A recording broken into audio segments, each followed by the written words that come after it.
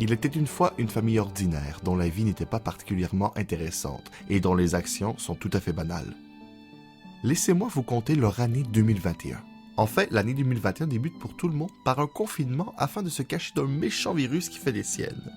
Il s'ensuit une vaccination de masse. Philippe et Frida relèvent la manche comme le font des millions de personnes.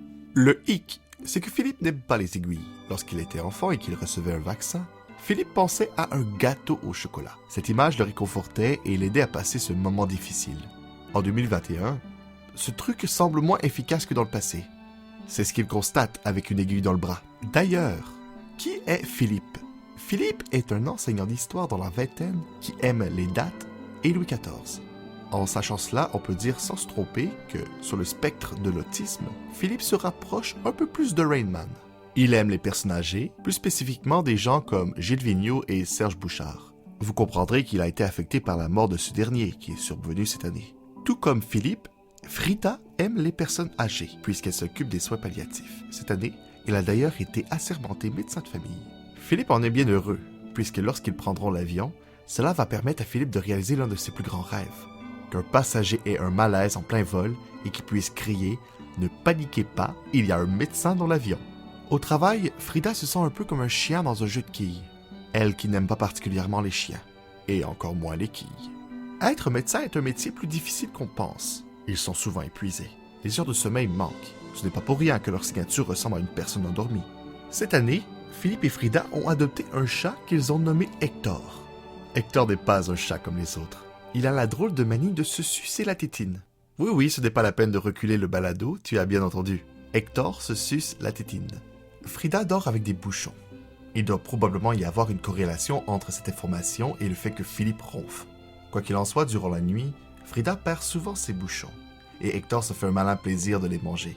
Encore une fois, ce n'est pas la peine de reculer le balado, tu as bien entendu. Hector mange des bouchons. C'est plus fort que lui. Quand il en voit un, il faut qu'il le mange. Je l'avais dit qu'Hector n'était pas un chat comme les autres. Et il n'est pas rare qu'Hector aille dans un petit coin pour vomir les bouchons qu'il a mangés. À bien y penser, Hector est peut-être un chat anorexique. Heureusement, ce chat a aussi des talents. Philippe lui a appris à faire un high five, c'est-à-dire à taper dans la main de Philippe lorsqu'il lui demande.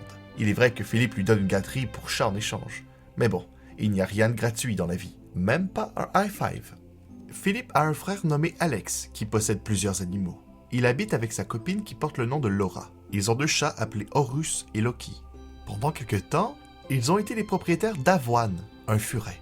Ils ont dû s'en départir lorsque Laura s'est rendue compte qu'elle était allergique aux furets. Qu'est-ce que vous voulez? On peut pas tous être allergiques aux arachides. Le couple possède également plusieurs aquariums, qu'Alex laisse aux soins de Laura lorsqu'il part travailler durant des jours, voire des semaines. Alex est monteur de ligne depuis quelques années. Puisqu'il est relativement nouveau dans le domaine, il cherche des contrats pour gagner sa croûte. Parfois, cela le mène aussi loin que chez Chicoutimi. À première vue, nourrir des poissons semble être une tâche facile. Pourtant, il faut faire attention aux quantités. Un manque de nourriture mènerait les animaux aquatiques à se manger entre eux, tandis que trop de nourriture polluerait l'eau. Dans les deux options, c'est la mort. Il faut donc donner une pincée parfaite de nourriture aux poissons. Et décidément, Laura ne maîtrise pas la pincée parfaite, puisqu'elle a pollué l'eau et mené des créatures aquatiques à se manger entre eux à maintes reprises. Si Alex travaille très loin de chez lui, Laura est en arrêt de travail après qu'une personne âgée lui ait pilé sur le pied. Ce bête accident, qui dans un film aurait duré 30 secondes et que tout le monde aurait trouvé comique à s'en dilater la rate, retient Laura chez elle durant des mois. Alex et Laura arrivent à la décision de déménager dans la ville de Québec. Pour Alex, cela coupe la poire en deux pour ce qui est de ses heures assis dans la voiture. Pour Laura, elle se rapproche de ses parents, qui eux aussi sont une famille ordinaire. Mais l'histoire que vous écoutez présentement n'est pas la leur. Pour ce qui est des parents de Philippe et Alex, ils vivent dans la même maison depuis plus de 20 ans. Dans cette maison, ils vécurent le 11 septembre 2001, l'élection de Barack Obama, le printemps érable et la pandémie de COVID-19. La mère de Philippe et Alex, Denise, est massothérapeute et esthéticienne à son compte. Son commerce est en arrière de la maison. Autant dire qu'elle travaille à la maison et qu'elle n'a pas souvent de trafic pour se rendre à son lieu de travail. Depuis quelque temps, Denise songe à diminuer ses heures de travail, pensant de plus en plus à la retraite. Avec l'âge, cela est une chose à laquelle on pense de plus en plus. Cela va de soi. Le père de Philippe et Alex, Georges, est dessinateur industriel. Georges s'est découvert durant les premiers temps de la COVID-19 une passion pour les oiseaux. Dans le domaine, on appelle cela l'ornithologie.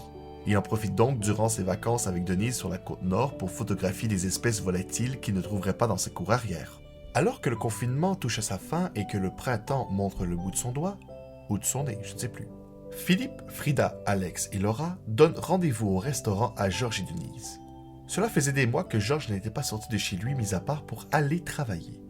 Cette sortie au restaurant, bien qu'elle puisse sembler banale, devient un véritable défi pour tous les germophobes dans un lieu public. C'est le cas de Georges, qui ne donnerait pas cher de ses poumons s'il devait combattre la méchante COVID-19. Pour Georges, cette sortie au restaurant fut une véritable prouesse digne des Olympiques. En parlant des Olympiques, les Jeux de Tokyo qui devaient avoir lieu en 2020 se sont déroulés avec un an de retard. Au moment des Jeux de Tokyo, Philippe et Frida faisaient le tour du lac Saint-Jean en voiture. Ils ont fait une via ferrata au parc national du fjord du Saguenay. Si quelqu'un était sensible au paysage qu'on peut y voir en hauteur, cette personne a le cœur sec.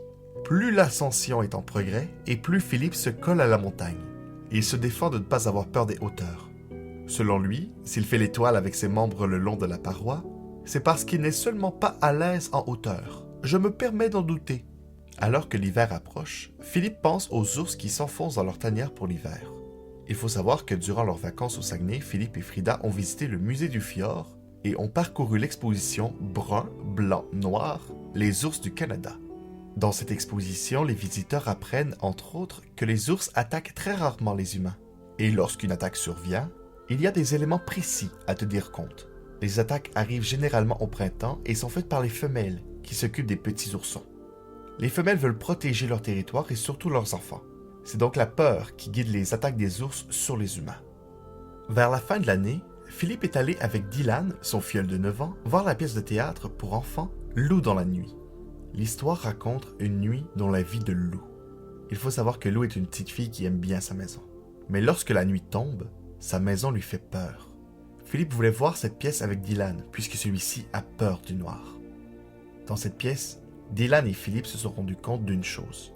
Ce ne sont pas seulement les enfants qui ont peur, les adultes aussi.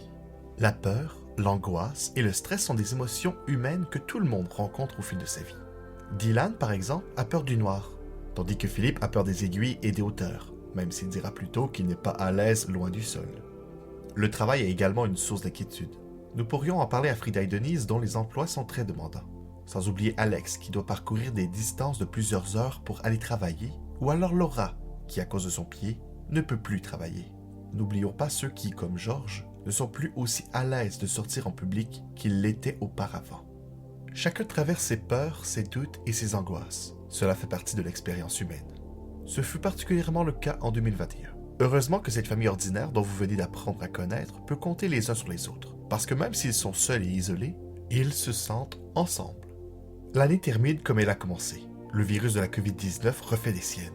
Mais cette fois, il a invité ses amis variants qui ont des noms de Transformers. Ensemble, ils terrorisent la population. Et la famille ordinaire aura d'autres aventures à vivre en 2022.